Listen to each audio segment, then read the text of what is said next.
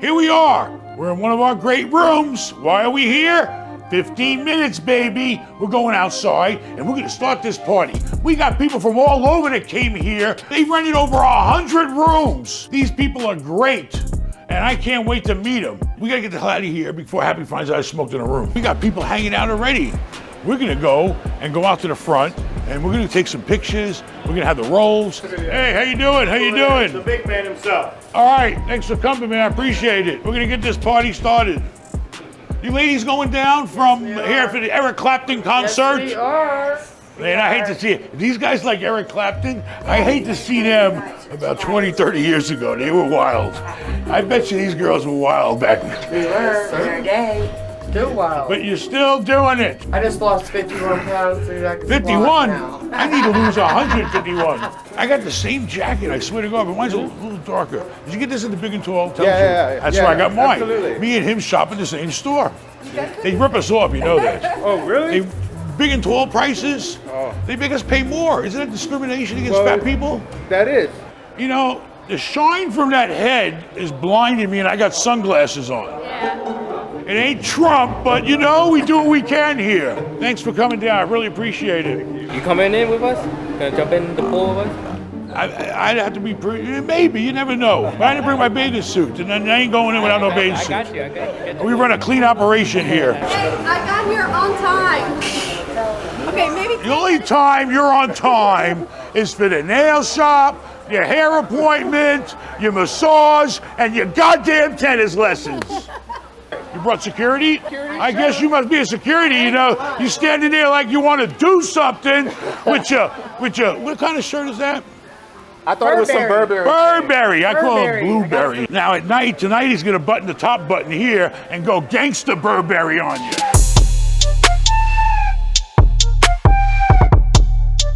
Do we have IGH approval? Yes, we do. All right, we're in business. Always IGH approval. You know that? Oh, that's an IHG down the block. Well, I'm gonna own them one day soon. I hope you do. You know these franchises, do you realize, even during COVID, they didn't cut me no slack. Do you realize these franchises pay out $1 million a year in franchise fees? They're both. All right, how you doing? Where you from? Arkansas. Arkansas? No offense, but seriously. We got stuff going on down there now. Arkansas, We got if Walmart, you don't look I like... got Tyson, we got Simmons. All right, look, well, I'm not being, don't take it out of context. But look at this guy here. He's from Arkansas. If he don't look like a mini Clinton to me, I don't know what does. Everybody from Arkansas looks like the Clinton that was the president. I think they're all related somehow, no.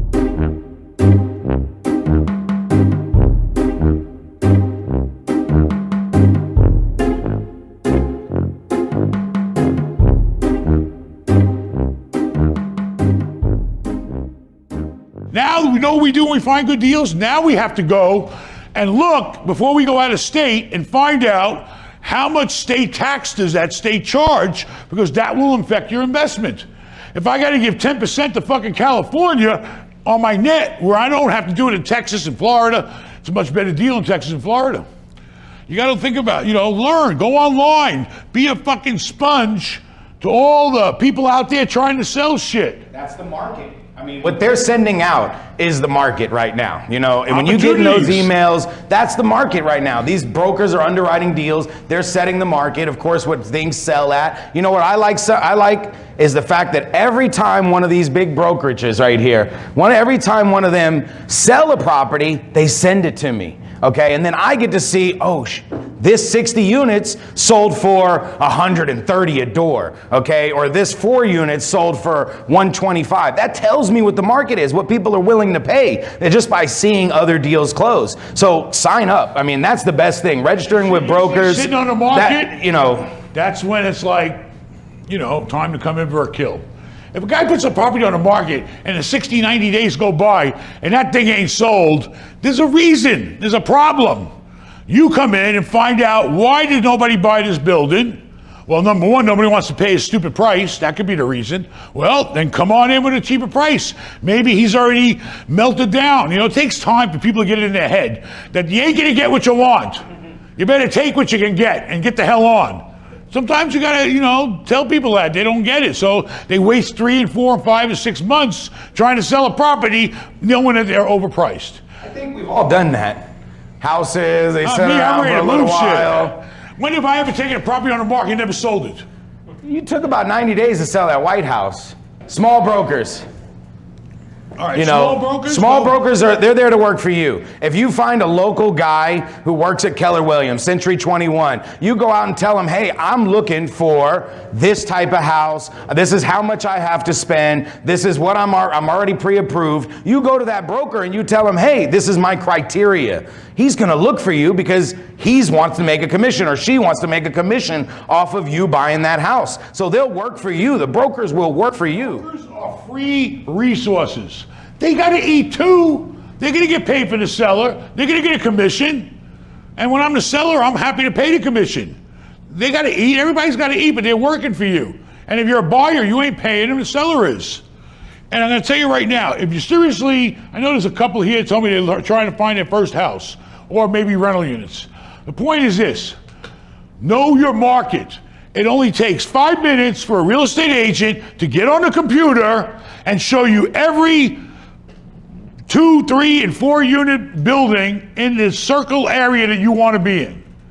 Then you'll know the market. You'll see everything. What it costs, how much per square foot, you know, you might go out and drive some. Know the market. And it's only a press of a button on the MLS for anybody with a real estate license that belongs to the MLS. I think they may even give it away free now online, I don't know. But know your market and do your homework and find a deal. Off market versus marketed. Marketed, is that a word? It is now. You know, we don't look at a lot of off-market deals. That's not really kind of what we do. We like to look at stuff that's on market, that people are ready to sell. That way we know that we can have an opportunity to buy it. But, you know, there's pros and cons. It brings us an off-market deal. We'll consider it, of course. Oh, yeah, we'll look at it. But I'm not going out there knocking on some lady's door. That's not me, and God bless the people that do it. Hey, you want to sell your building? You know, we were driving by a funeral once, and Vincent said, hey, that's a real expensive funeral. Let's go find out maybe who died. Maybe they got a house they want to get rid of. Let's go find a widow. I can't do it. I mean, y'all get really hungry, you gotta do stuff like that. I'm not going to approach a woman that just lost her husband at a funeral, offer to buy a fucking house. I said, excuse me, ma'am. So, off market's great. I don't know, wholesaling, all that stuff. Go for it. If it can bring you a deal, I don't care how it comes to you. Anything that'll bring you the deal, that's all that matters. Is that analyze? That's how you spell analyze. Right? I spell checked that one. Is it right? Yvette, is that right? That's what I go to in my office and spell anything because I'm a horrible speller. Yvette didn't check this for me, so if there's any spelling mistakes, Analyze. I'm sorry. All right. Analyze. Analyze, underwrite. Why? Because assholes lie. I mean, it's the way it is. People will hand you shit. I mean, typically, if you go with the big brokerages or a licensed person, you know, they're going to give you what the seller gave them. You can't really blame them, okay? But they should verify, but you can't trust nobody, okay? Analyze shit. Make sure that what they're telling you is you verify it, okay? The numbers, the expenses, everything, you know, because people will hide shit. If a buyer comes to my hotel in Fort Lauderdale, where Vincent's at right now, and he's going to meet Vincent, and they all brag about him, how great a salesman he is, and he's showing everybody around. Vincent will stand there and tell everybody, everything's perfect here. And we know everything ain't perfect, okay? So, but never, and I think you get to this later. We talk about it. Never buy a piece of real estate without touching it, looking at it, inspecting it. And we're going to talk about that later. I don't care if there's how many. I've sent him out, and we bought 300 plus unit buildings. Thousands. 1,000 once. Thank you. And I said, he knows damn well, I'm going to tell him, you're going to walk every fucking unit. I don't care. Take a team of 3 people out there, you know, and do 3 take 100, 3 take 100. I don't care. Do not buy anything on somebody's word.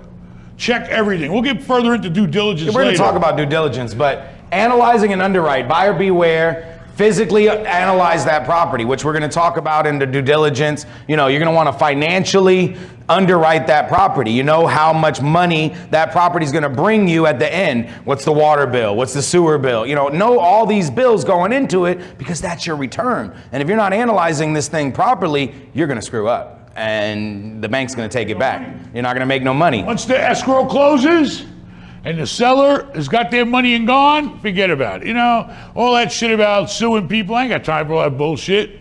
I'd rather not get screwed than have to go after somebody for screwing me. So do your homework. Is everybody, I don't know if everybody's familiar with entitlements. Entitlements is what can you do with that property, okay?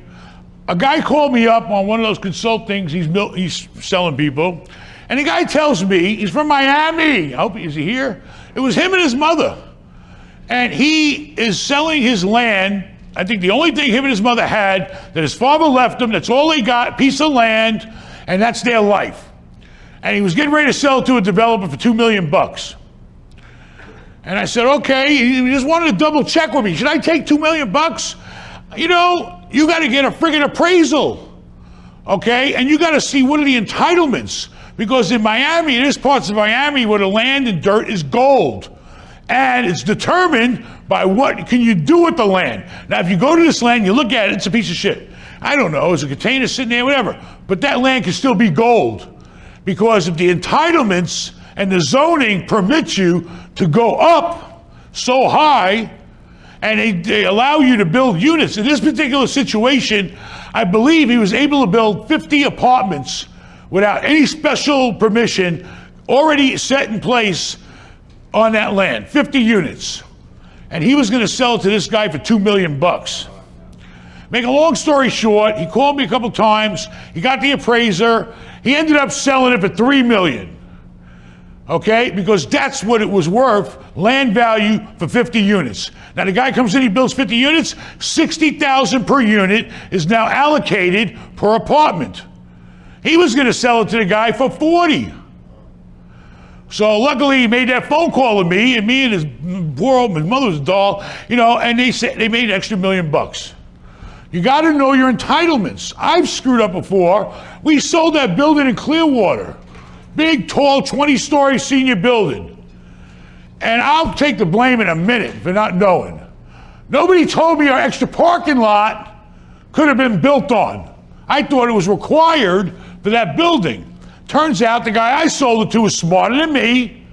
I made about $5 million off of him. He turns around, he makes another $5 million. Why? Because he sold it to a guy that is gonna plan on building on that lot. So, I didn't know my entitlements, and I left $5 million on the table. And I ain't got nobody to blame but myself, and little Ben.